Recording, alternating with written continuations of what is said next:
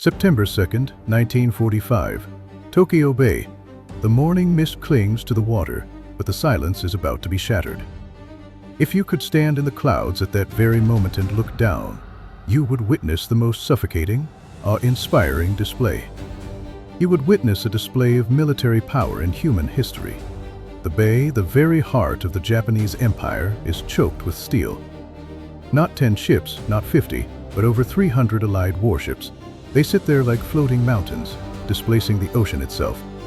Battleships with 16-inch guns pointed skyward, cruisers bristling with radar antennas, and most terrifying of all, aircraft carriers. Row after row of aircraft carriers stretching to the horizon. Above this steel jungle, the sky suddenly darkens. It is not a storm. It is a formation of nearly 900 American warplanes. The roar of their engines merges into a single, low-frequency thunder. That thunder vibrates through the decks of every ship below. F for you Corsairs, F-6F Hellcats, TBF Avengers blotting out the sun. The very machines that had hunted the Japanese Imperial Navy to extinction across the Pacific are now over the defeated capital. On the deck of the battleship USS Missouri, Japanese for Minister Mamoru Shigemitsu drags his prosthetic leg up the gangway. He is trembling, not just from pain, but from the crushing weight of reality, as he looks up past General MacArthur's cold gaze. He sees the physical manifestation of an industrial apocalypse. At that moment, Shigemitsu and the stone-faced General Umezu beside him. They might have heard the ghostly echo of a man who had been dead for 2 years, a man who had predicted this exact, hellish scene. That man was Isoroku Yamamoto. If you could travel back in time 2 years, 5 years, even 20 years, you would realize the truth. You would realize that every ship in Tokyo Bay, every plane in that sky, had already been foreseen in Yamamoto's nightmares. This is not just a story about battles. It is a story about a gambler, about oil, about steel, and about how a nation, blinded by pride, steered itself directly into the gears of an industrial thresher that would grind it to dust. And it all begins with Yamamoto. Not in a war room, but in the smoke-filled factories of America decades prior. The year is 1919. World War I has just ended, and a young Isoroku Yamamoto steps onto American soil. He is not there merely to study naval tactics. He is there as a hunter, sniffing out the true source of this young giant's power. He walks the floors of the automotive factories. In Detroit, he sees the assembly lines of Ford and General Motors. There is no poetry here, no samurai spirit. Only a cold, rhythmic, terrifying efficiency. He watches Ryder enter one end of a building and emerge hours later as a car. It emerges as a gleaming automobile. The line never stops. It never sleeps. It is a machine of infinite creation. He travels to Texas and sees the black gold, oil gushing from the ground like water. In Japan, every drop of oil is a precious jewel, to be hoarded. In America, it is cheaper than bottled water. Yamamoto is a gambler at heart, a master of poker and bridge. He understands the odds. He understands the language of numbers. In the United States, he sees a people who are not soft. They are not the luxury-loving weaklings of Japanese propaganda. Instead, he sees a nation of engineers and cowboys. Aggressive, calculated, and possessed of a terrifying ability to turn failure into vengeance. He realizes that fighting America is not a contest of martial skill, it is a contest of logistics, and the math does not favor Japan. This deep-seated fear culminates.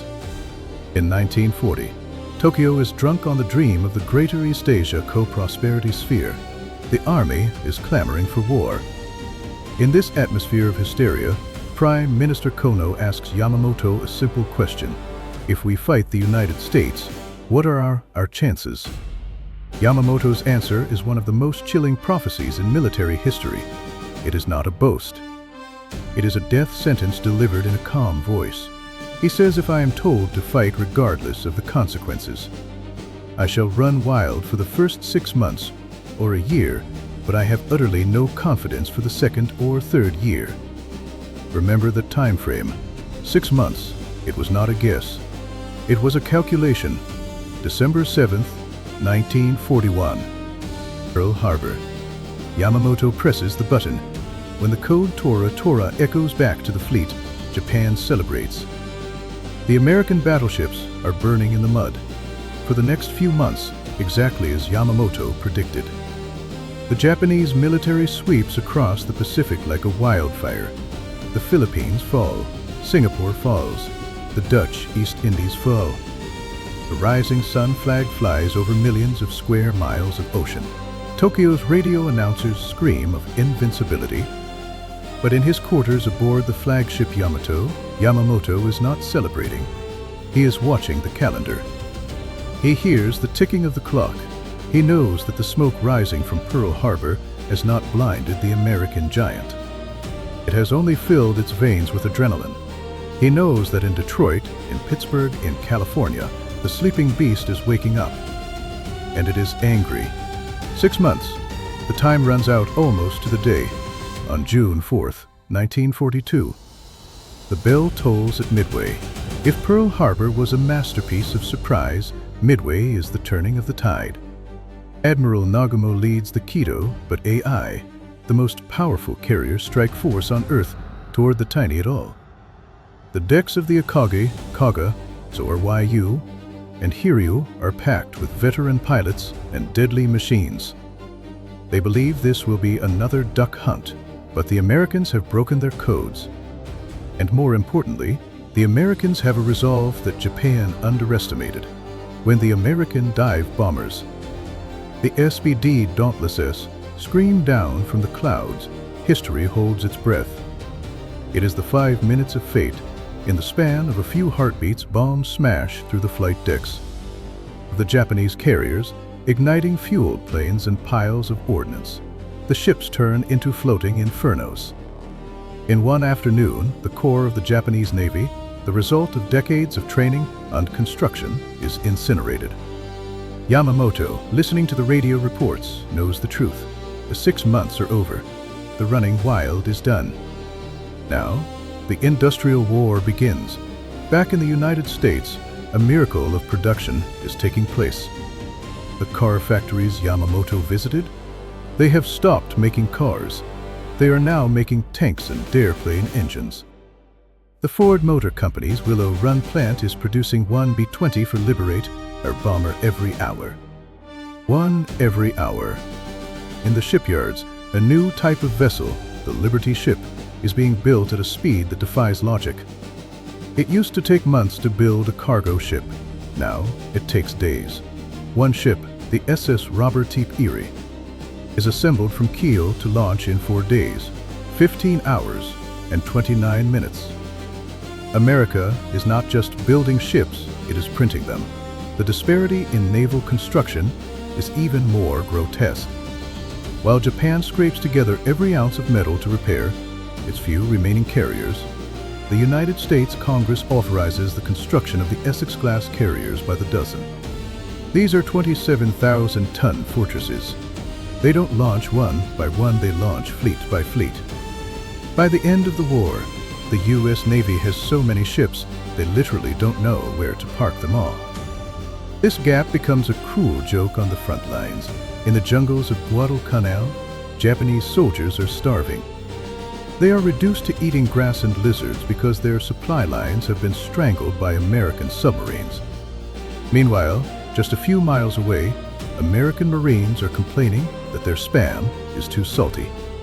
The U.S. Navy even converts a concrete barge into a floating ice cream factory, churning out gallons of vanilla and chocolate for the troops.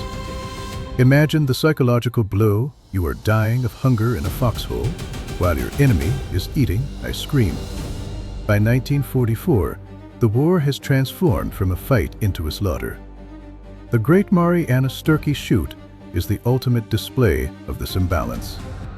The U.S. Navy arrives with the new F-6F Hellcat, a plane designed specifically to kill the Zero. It is faster, tougher, and flown by well-fed, well-trained pilots. the Japanese send up waves of green rookies. It isn't a battle, it is target practice. American pilots shoot down so many planes that they get bored. One pilot splashes 7 enemy aircraft in a single sortie. And for the few Japanese planes that get through the fighter's screen, they face the VT Fuse, a proximity shell that uses a mini radar to detonate near the target. The sky fills with a wall of shrapnel that no propeller plane can survive.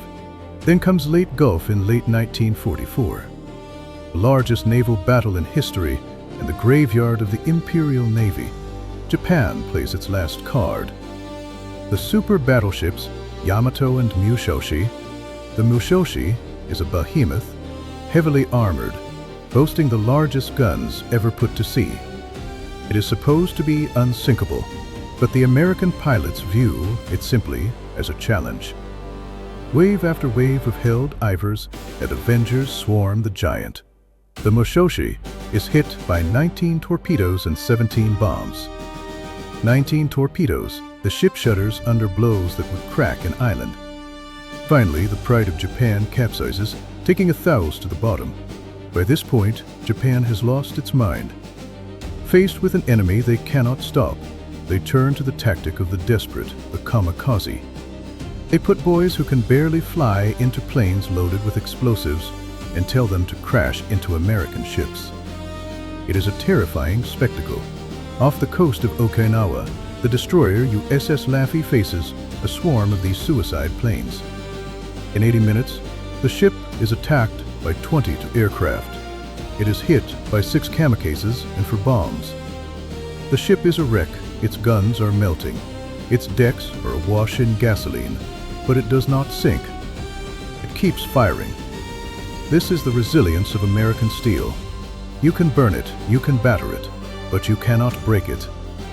But for the civilians in Japan, the true horror comes from the sky. General Curtislam takes command of the B-29 bomber force. He looks at the wooden cities of Japan and sees tinder. He strips the guns off the bombers to carry more incendiaries, napalm. On the night of March 9, 1945, over 300 B-29s fly over Tokyo. They drop cylinders of jellied gasoline. The resulting firestorm creates its own weather system. Superheated winds suck the oxygen out of the air. The canals boil. Asphalt melts. In one night, 100,000 people are incinerated. It is the single deadliest air raid in history, surpassing even the atomic bombs in immediate death toll. This is industrial extermination. When the atomic bombs finally fall on Hiroshima and Nagasaki, they are merely the exclamation points. At the end of a long, bloody sentence, Japan was already dead. Its industry was crushed, its navy was at the bottom. Its sky was owned by the enemy. Let us return to that deck on the USS Missouri, September 2, 1945.